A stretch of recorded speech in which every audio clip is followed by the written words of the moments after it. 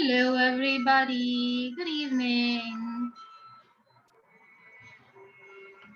And here we enter into the episode 5 of Reintroducing you all to Buddha, which is going to be also the last episode of this season, of this year.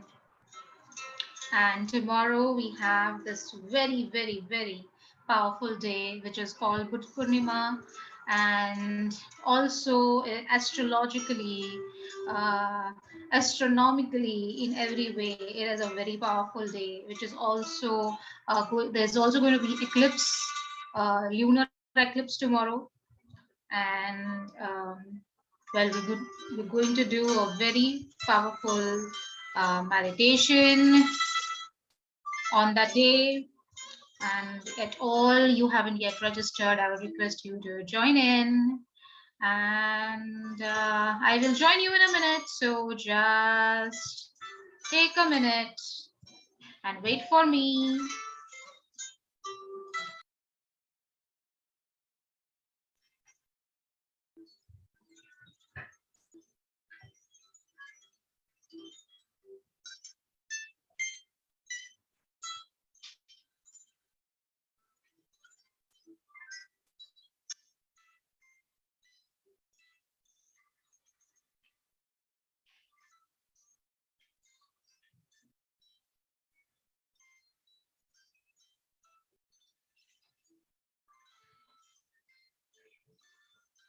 I will join you very soon.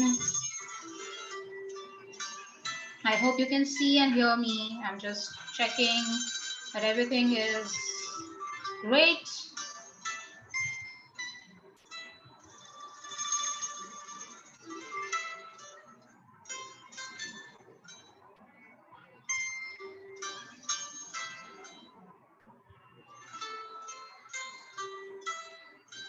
And I also would like to ask you if at all you've heard previous versions of the meditation, um, previous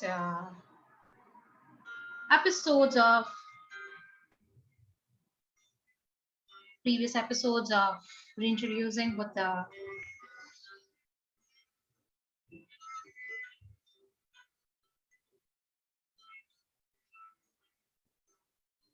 And are you ready to jump into the river? Because this is a day when I'm actually going to talk about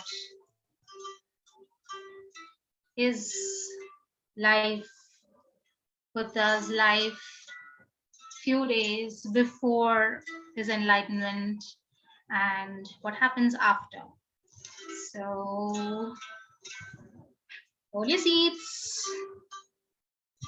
Here I come. Hey everybody. I'm so excited to see you all. And let's begin episode 5. What happens? And before that, a little bit of recap of what happened in episode 4. So, well, Buddha, having gone through various, ashrams, various hermitages, wanting to receive the awareness and answers to his quest, which was how to move towards a permanent freedom from all the sufferings of life. And he is a very powerful student, very intelligent student. I wouldn't use word intelligent because it's not about intelligence when it comes to people like them. So out of habit, but very a very good student basically, who learned everything really fast. And his teachers basically, instead of actually responding him to his quest, offered him that, okay, we would want you to lead um, our hermitage after we have departed. So we will train you to become a teacher.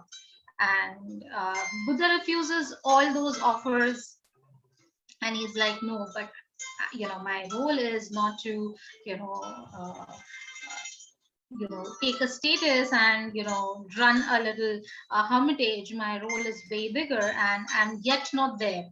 So I got to keep looking. And then ultimately he takes all responsibility, and he's like, fine, I'm going to do it by myself. In the meanwhile, there are few people. So basically, there are five people as per how the Buddhist stories go and how they have mentioned. There are five people, five Brahmins, who somewhere had an idea that he might get, what we are looking for, and let's serve him, let's be with him, and when it is time, when he receives it, we will learn it from him. So they kind of follow him and they take care of him. Well, Buddha is basically not interested in actually having been followed, but also he doesn't resist their presence. So now Buddha, for about 6 years, sit in a very tough penance, uh, in the hopes that he will get his answer. So we are saying that receiving, achieving some sort of an attainment and awakening and enlightenment, it's not some um, idea that one sits and takes themselves into an entire process of certain meditations and concentration, and then one achieves something. The the entire idea of such practices, especially when it is coming from such enlightened conscious beings like Buddha or Mahavir, is basically that they went as a seeker in search of some innate questions, uh, as a seeker, as a being of um, as a being of consciousness. They went in search of such questions, and whatever you know you know like every Buddha is different, even though a lot of their life follows, a lot of their life has similarity and the title is the same, but each Buddha, each Tirthankara, each Vasudev is different. And because we live in a certain era where only their stories are shared, so we only recognize them as them, but each one has a different trait, each one has different things to offer to that specific timeline, and so each one is on a different quest. And what is required in that timeline, even for that being, is what that soul is searching for. And when they go through these deep meditation, or that deeper connection, that state, to look for answers from within. Before that he was looking for answers from outside, that somebody would give those responses to me, and then he realizes that it's something that I have to find from within me. And so he takes practice after the other, all the painful paths that he had learned or he had known, that is where, or that is how one attains enlightenment or awakening means, uh, it's not again an idea, it's a state of being where you are awakened to every truth and every illusion and every uh, dark and light energies of the world, where you have no illusions. You don't see things in a very limited perspective. Your eyes are open to looking at every molecule of the world from 360 degrees. So when we say, in how in our workplaces, how we're in family, we have difference of opinions, we have difference of um, like, we always find there are conflicts or different viewpoints, and somewhere either we agree with certain things or we disagree with certain things. Sometimes we kind of find ourselves in a conflict on how to take a decision in unison, even in big organizations. um, but why all of this happens? Because we all are sitting on different levels of understanding, our perspectives, the way we have grown, how our past has been, what we were exposed to from the childhood, as holistically in our mind, in our emotion, in our spirit, what experiences we went through, all of that reflects our personality and how we take decisions in life. And so we are, even if you're really, really you're a successful person, even then, somewhere we are limited to our perspective, which is not as big as what Buddha was seeking. So all his teachers were really, really bright teachers. They knew what they were teaching, but why Buddha was finding it less than what he was asking for is because their perspective was not whole, and he wanted something whole and something permanent, because somewhere he knew that he has to go beyond what he already knows. And so he tried the first method, which was a method of pain and torture to the body, and then going on fasting for days and without water and food, and the third method of standing and sitting in a certain way to reach to that state of receiving those answers, that opening for himself. And ultimately it didn't work. And somewhere spirit world also was, when a seeker is in such a journey, spirit world is always there with you. And you know whether we are able to see them or not, but at all we connect with them, and we are ready to um, ask for the help.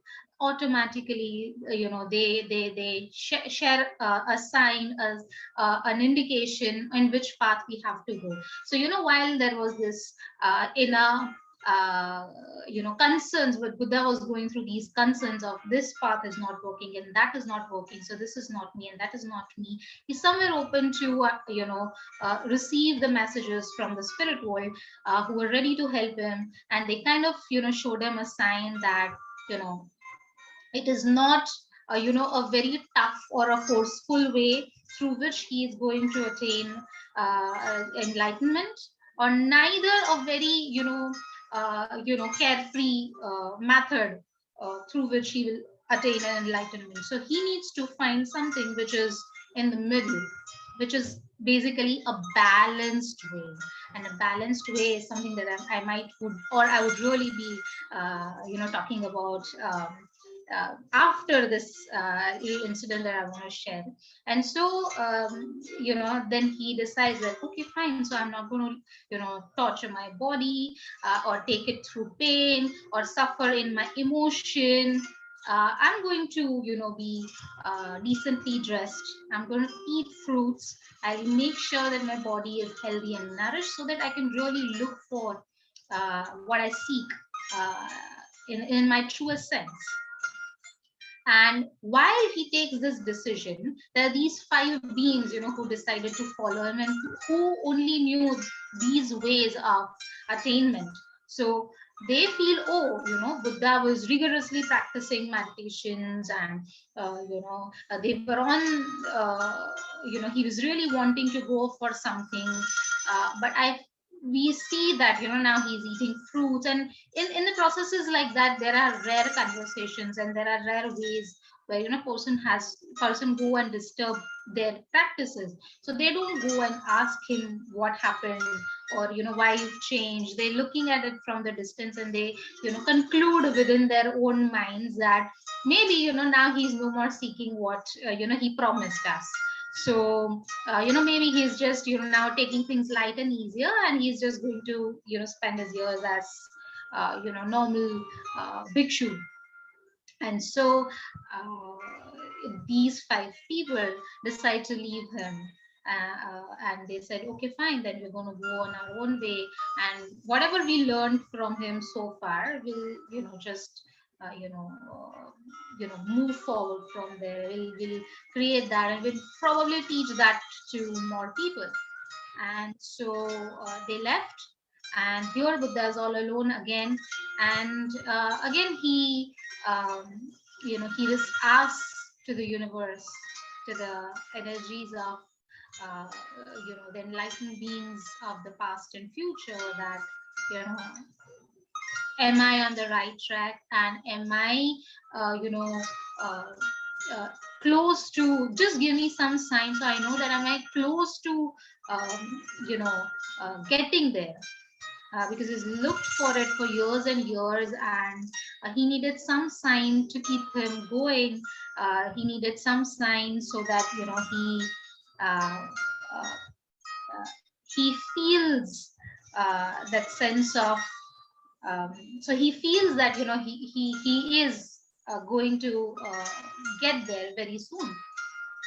And one of the nights, he, in a very, we say in a early somewhere early in the early morning time, he receives some dreams which kind of indicated some 5 signs on how how close he is to achieving his enlightenment, and what will happen to him in the future. So that signs basically came to show him what is going to occur in the future for him, what his purpose is even after enlightenment.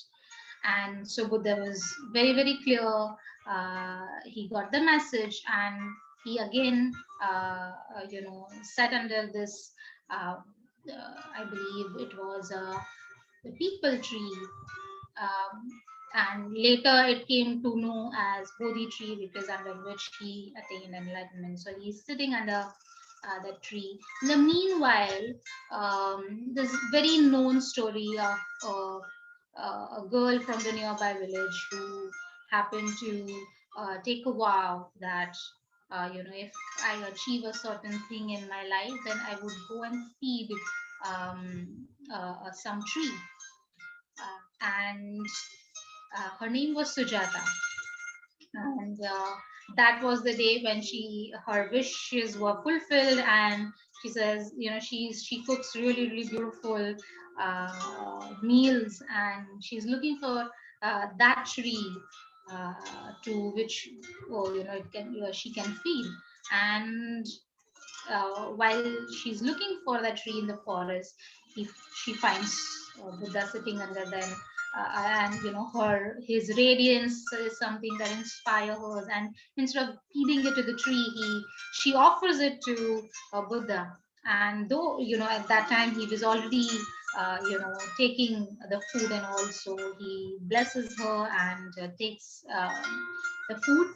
And he, after this very incident, he sinks into this deep state of meditation, where um, you know as he's going deeper, shedding the layers of wrong beliefs. And when I'm saying this, somewhere even for me, I get this question that, is it even possible for somebody of his status, as he was already born to be, he was already destined to become this. And he obviously had many lifetimes. If you've known about Jataka tales, which is like talking about Buddha's previous lifespan, which he will soon remember. uh, so once who's already the one person who's already done so much work on himself, would he still have those belief system? Would he still have these many layers of illusion? For him to get to this enlightenment stage, for working after so many years, even in this lifespan. And well, yes, we as a human beings, especially for those who are in this journey, we are very, very, very old souls, having lived so many lifetimes as different entities, different uh, you know uh, people in different worlds, in different planets, having created so many layers of belief system with each of our experience, and ha- having been able to let go of very little. So yes, we are layered. Even if we feel everything in our life is beautiful and perfect, um, there are unseen deep subconscious layers that one holds within their subconscious. And when in different situations, in the form of sickness, in the form of um, uh, mental thoughts, we keep meeting them in different ways. All of these are karmas of something that we have accumulated in our previous lifetimes, in this lifetime. And so, well, he was shedding his last layers, and those were too really many. So he's, shedding these layers one after the other. And he kind of lets go of the first layer of uh, uh, you know um, uh, you know of that um false belief system. This is where he begins to remember all his lifetimes. Like, there are many modalities even now that helps you to recall one of your past lives or some of your past life, as many times you go into that. But in his stage, when that layer shades, um, uh, uh, you see your entire journey from being that one cell animal, not animal, but one cell amoeba or whatever you may call it, that one atom thing, to being the crystal, to being the trees, to insects, to how you evolved. You look at your entire journey as a third person, like you're watching a movie. And um, after that, there are some other layers that he cleansed.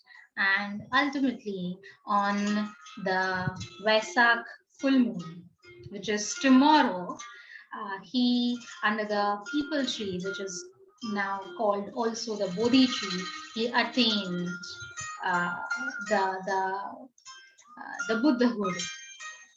And he was also called Bodhisattva.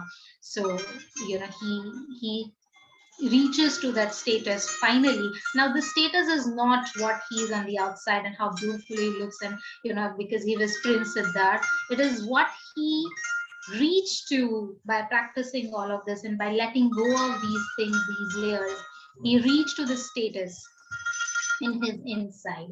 So all these names of Maharishi and um, um, Vasudev and um, Vishnu and Brahma and Indra, and all of these are status of where that person dwells uh, in his inside as a soul. And he gets there, and for 7 days he stays in that state. Now, I forgot to tell you one interesting thing.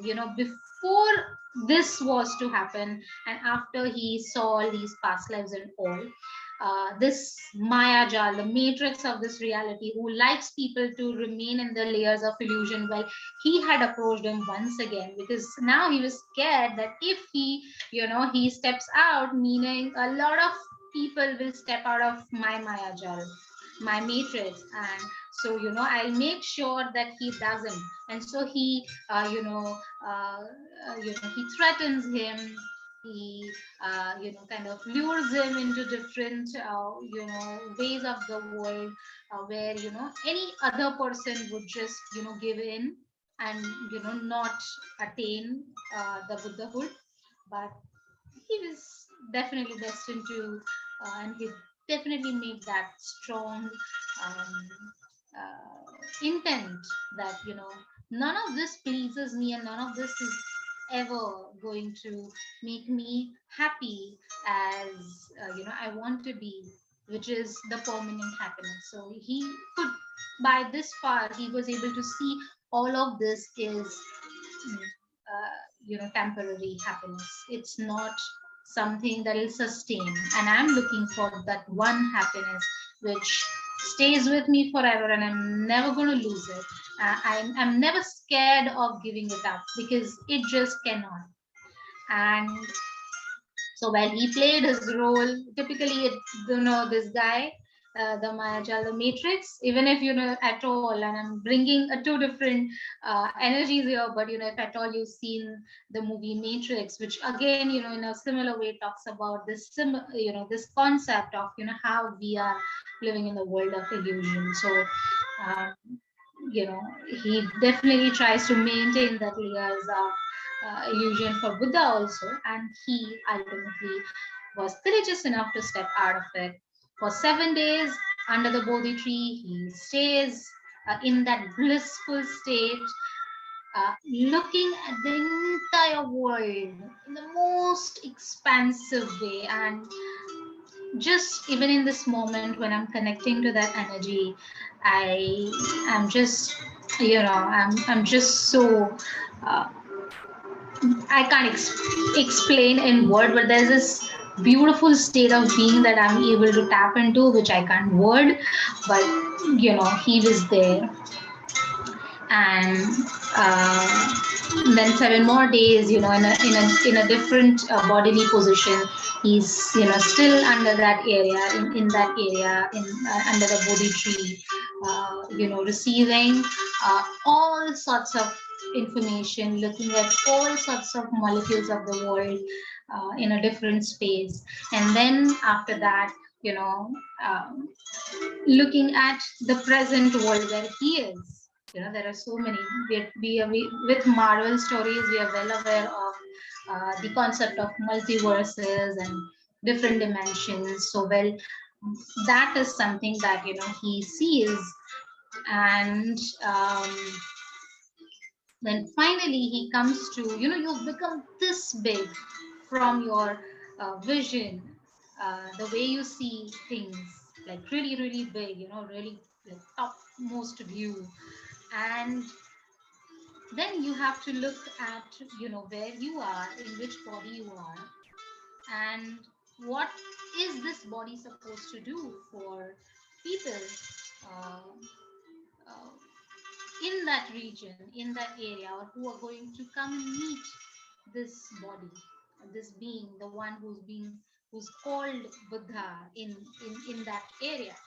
So this is where he gets this message, which is that his role is to attain to about 4 different kinds of people. In the example of a lotus flower. And I love this example, so I'm going to share it. So there are some people who will meet him, and they're so ready, like they're like a bud, so ready the moment the sun rays, or the rays of his knowledge falls upon him, his energy connects with them, they will bloom.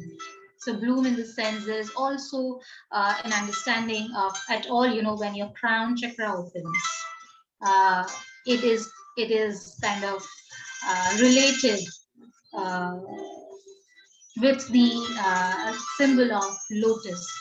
It opens like a lotus flower. So well, they will attain the same level of enlightenment immediately after meeting him, and then they will carry on with their journey. Um, but basically, they will get to the free, and they're so ready. These souls are very much ready. A second level is that these are the beings who are yet to become a bud. So they require a little more connection, a little more conversation, but ultimately they'll become a bud, and then they'll bloom into the lotus flower. And then there are third kind of people who are beneath the water, and sun rays doesn't reach them very soon. It has to cross the layers of the water to reach to them, but ultimately, with little practice, with little connection, and with little patience, they will come to the surface. They'll come above the, the layers of water, and they will directly connect with Buddha after crossing these, after having grown these layers, and then they will achieve the the understanding of the ultimate freedom. And then there are some people who are way in the bottom of the water, where sunlight doesn't reach that directly. Um, so they're still taking shape. They're still deciding whether they're going to become a lotus or not. And he will also attend to them indirectly, reach to them, and he will, he still has, whatever lifespan is left for him. He's going to also attend to these people and give them whatever they can digest, so that they can come to up till a place where the sun rays reaches them uh, better beneath the water, and then they grow from it, come above the surface, become the bud, and then ultimately bloom. So this was the clarity that he received, and so then his work was decided, and after that he started he was ready to really encounter people. Meanwhile, the spirit will make sure that he is in the complete silence, complete solace, while he's just getting more clarity of how he's going to be in this world. And so the first encounter he had was with um, two merchants. There was this spirit being with whom uh, these two merchants had some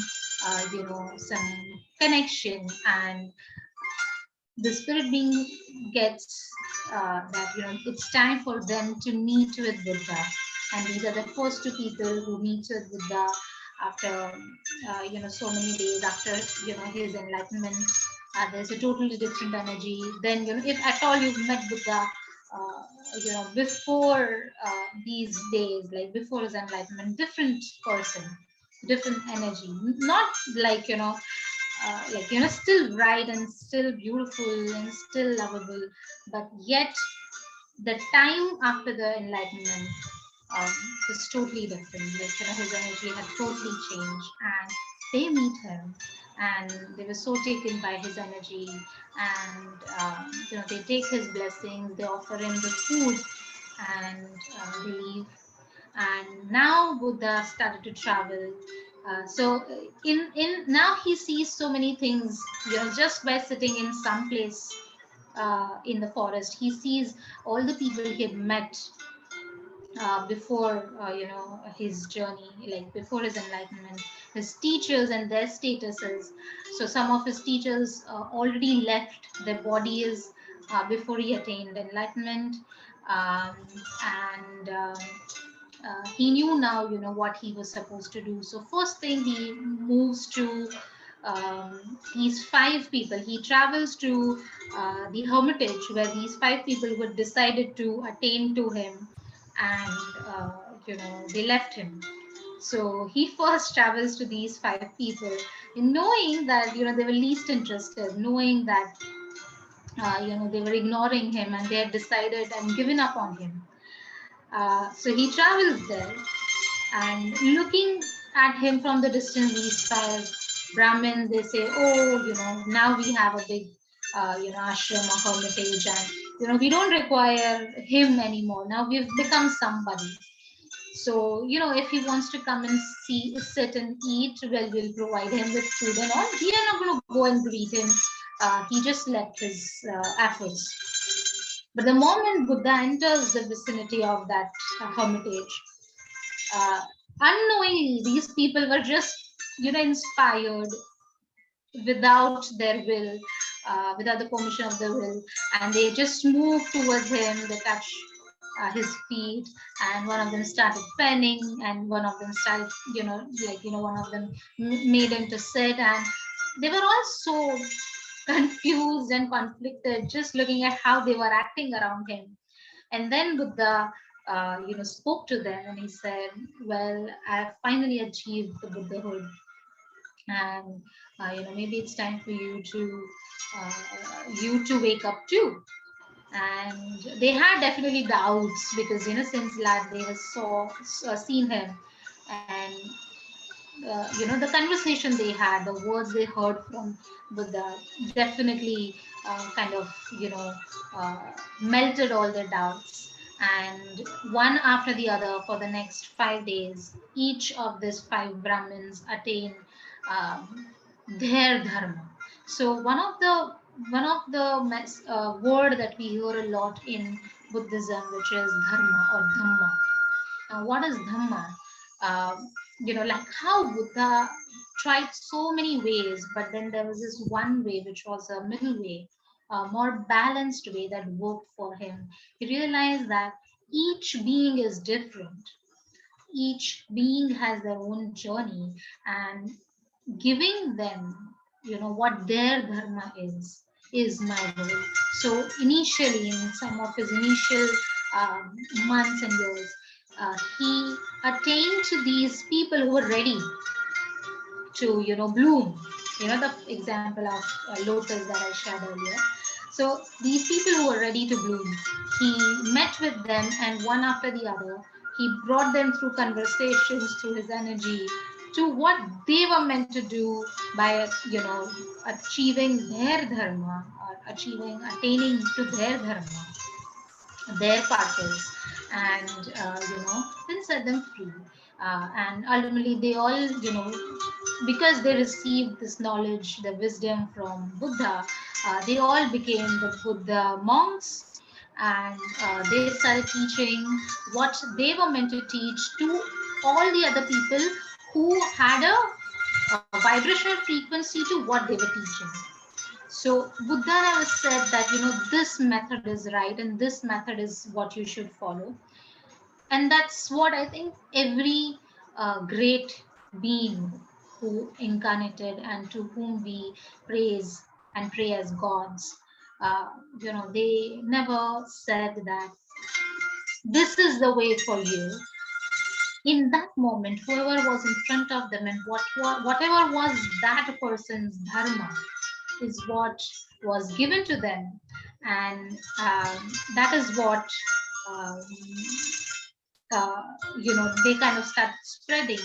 Those people who followed them were the vibrational match to what they were teaching, and that is what they required in the moment. And then later, as a human mind, as we become more and more, I would like to use the word shallow in our perception. We love to kind of reduce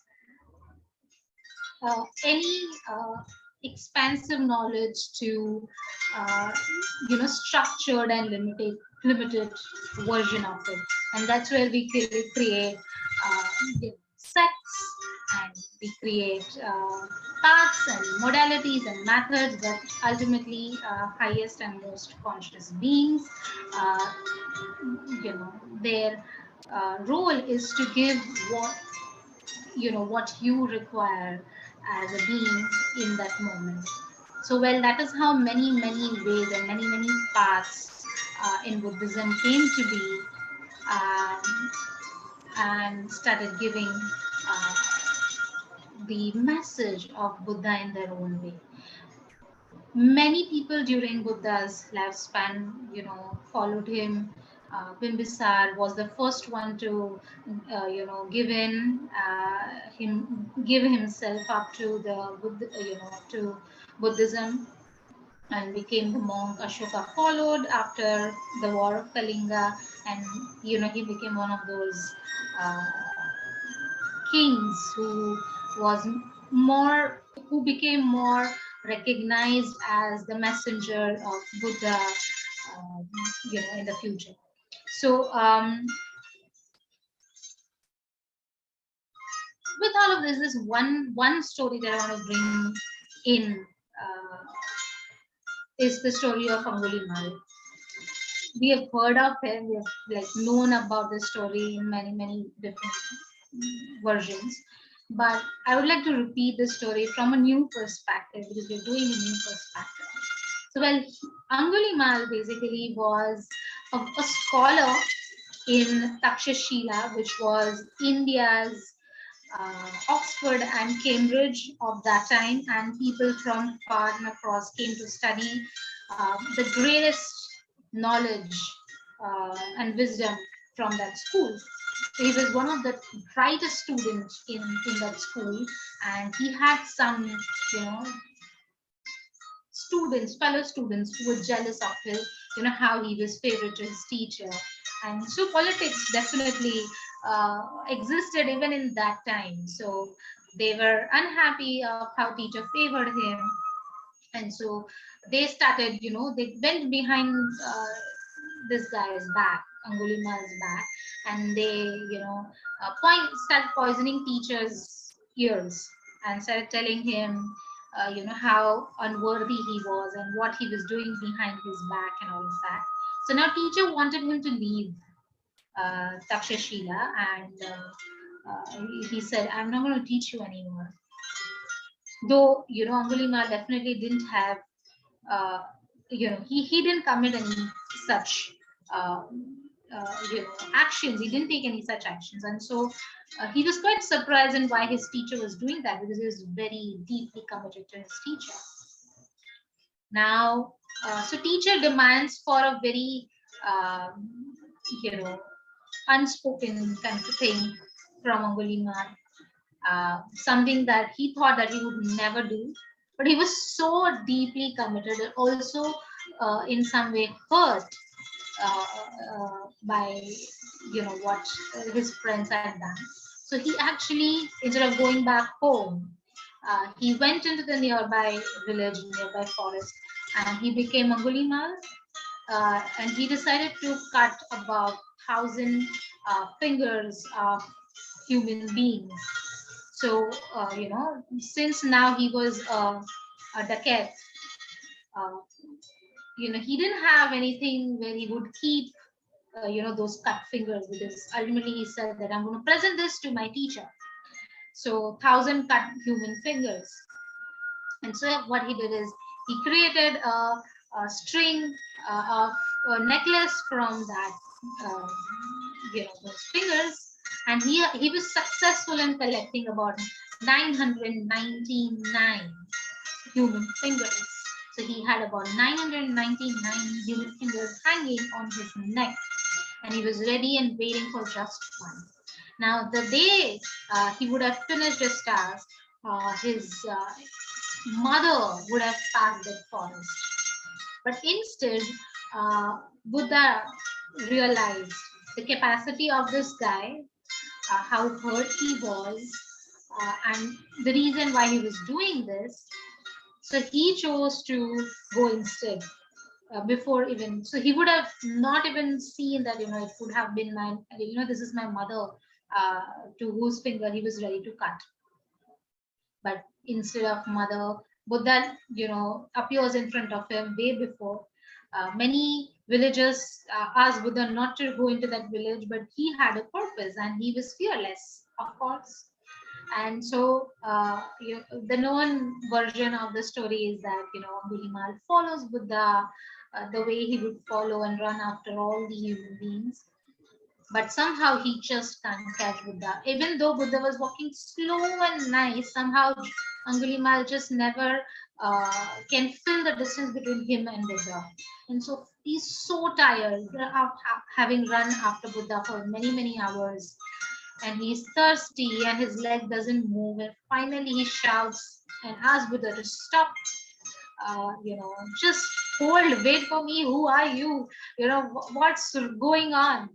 And that's the time when Buddha ultimately stops. So, he was preparing him to call for him instead of run for him with a different intention. But the moment he says, okay, I want to know who are you, is where he stopped and he turned and he came back, and his aura, and he had, by the time, his ego, his mind, his aggression, everything was exhausted. He's like made a good job, like he done a good job to exhaust all his aggressive energy.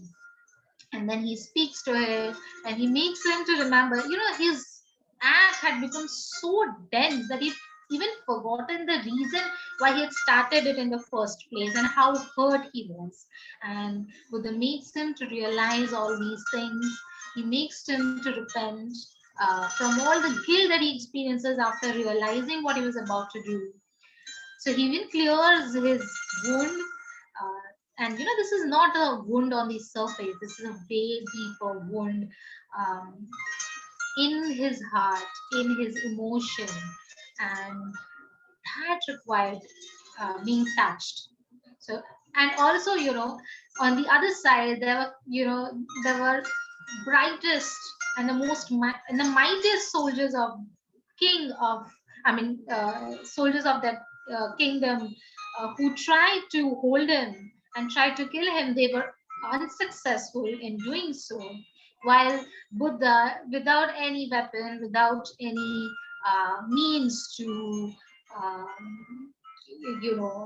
fight or violence, he changed his art entirely. And Angulimal, just like Ashoka, was another greatest student of Buddha, who told Buddha, in fact, that what you're giving me right now, the kind of experience that I'm having with you, even though I've done so much wrong, um, I'm getting a very different feeling about me and about you, and definitely, I would like to learn more of what you have to give me. And he became the Buddhist monk. So change of heart. But then one of the things that I really, really would like to point out to, and that is um, the concept of healing the inner wounds.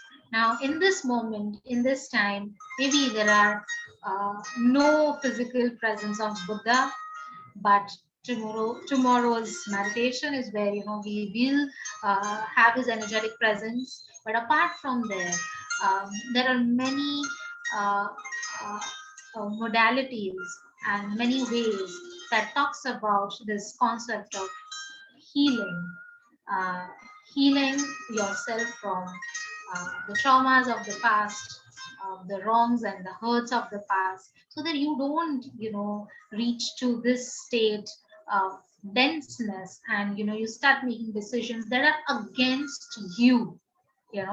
He being this bright scholar, he was choosing a life path that was totally unserving him. And just with this presence of a Buddha and his healing energy, turned him. So, well, there is a great power in healing energy, and if at all you understand this, not because people are calling you to try this modality and that modality, but because and you recognize that you're hurt, you're hurting, or there is pain within you, and you would like to free yourself from that pain. There is fear, there is some level of insecurity within you, and you'd like to free yourself from that, then, well, do choose um, you know any sort of healing that works for you. So uh, towards the end, and somewhere I'm going to end with few words, but towards the end, one of the beautiful message that Buddha always gave to his students, and that was acknowledge the fear. Fear is one of those very subtle uh, emotion, energy, and sometimes we are afraid, we fear the fear, and so we don't want to look at it, we avoid it, we shut it down behind some activity and some entertainment, and we try to forget it. But one of the beautiful things uh, that might be very, very relevant for all of us in the present time, and that is acknowledge your fear. When you acknowledge your fear, somewhere you have a method or a way to rise above it. And the idea of rising above fear is something that Buddha practiced in all his um, in his entire life. Uh, small fears, insecurities that he stood against, and he rose above it, and that's what took him to become what we know him as Gautama Buddha, considered to be the fourth Buddha of this timeline.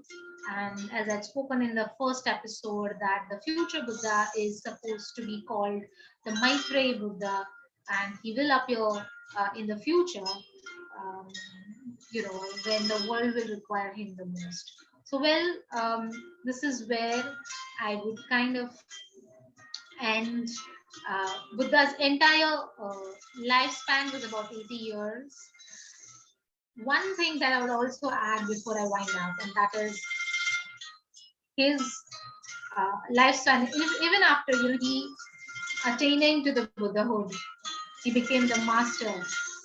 Even then, the number of enemies he had, or a number of people who tried to put him down, to insult him, to stop people from following him, never changed. Like, they were increasing in numbers, and his followers were also increasing in numbers. Still, when you're on such a path, it's not that everything is going to be goody goody. It's how you stand against them, how you have that empowerment and the strength to stay balanced and steady against all these energies, and knowing how to tackle them in their language is what that is the strength, and that is enlightenment. With all of that, I would also like to add that there are so many modalities, like uh, many martial arts in Japan, Korea, China, like Kung Fu, like Tai Chi, and there are modalities. There are many healing modalities. There are many um, ways like Zen, and many paths like Confucius and Tao. These are all some of those those streams that somewhere gives different messages of in more depth, and different energies and frequencies and messages of what Buddha actually intended to do in this 80 years of his lifespan, um, coming out as different modalities and ways. So, well, he's still alive with these paths, reaching to people through different ways, methods, and training. Um, so that, if at all there's one method that works for the person to wake up, to rise above the fear, to bring the shift and change that he requires, not only, and I believe this, he's uh, one of the beings who's emphasized greatly on um, the balance and health of body. So that's where the martial art and all of that comes in. The health of your mind and emotions. This is where healing modalities come, and then Zen and Tao and all of these, and then obviously there are other deeper versions that talk about um, the ultimate Buddhahood. So, he's that one being who very precisely in his when he speaks about the middle way, he came to this revelation of balance of mind, body, and spirit.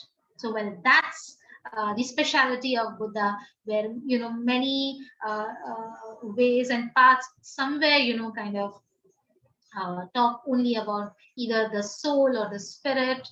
Buddha kind of spoke about balancing all of this and moving forward. So that's something that I really, really appreciate about him.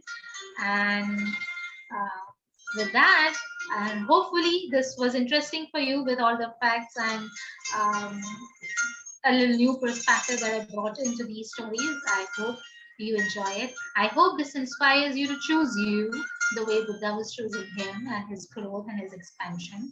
And I hope to see you tomorrow on Basak full moon meditation on the Buddha Purnima day. Take care. Bye bye.